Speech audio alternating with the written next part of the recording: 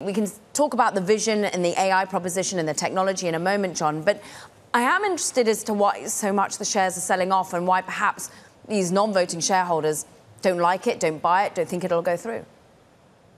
Well, there's all this uncertainty still. It's been such a messy deal getting across the finish line, and there's still the chance of another party coming in. They've got a shopping period where, you know, who knows, Barry Diller could jump in, or Edgar Bronfman is said to be interested also. So uncertainty always causes that sort of phenomenon, and they've got to make sure, investors have to make sure that this is actually going to happen.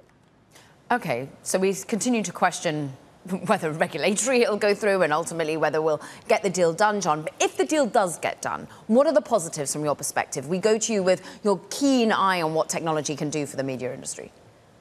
Well, everybody's talking about David Ellison, but let's not forget Jeff Shell, who is a phenomenal operator, is going to come in and get his hands on the moving parts of this business, and he's just first rate. And so, you know, in terms of the blocking and tackling stuff, the operational initiatives and efforts that have to go into it, they've got a fantastic operator there. And then in Ellison, they've got a visionary and enthusiastic owner, which is always a huge plus because it means that, you know, he'll put effort and money into things.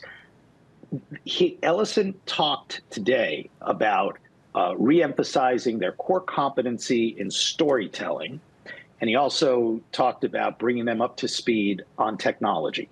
So those are two worthwhile goals.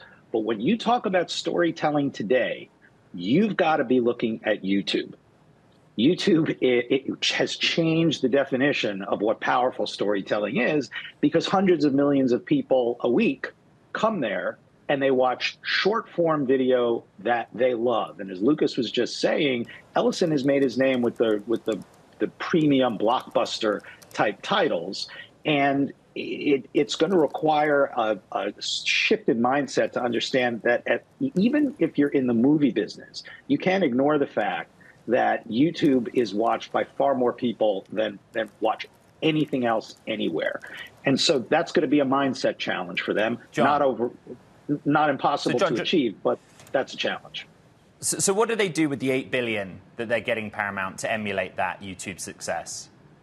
Well, you know, he talked about technology. And when you talk about technology, you're talking about direct to consumer. That is what dominates all media today, whether you're making Hollywood blockbusters, most of which are watched on a small screen in your home. And technology means AI, and it means direct to consumer, and those fit together. The AI of it all also impacts the storytelling, because you can do more different, less expensive programming using AI now, and that's only going to become even more powerful by next week, let alone next year when this deal finally comes through.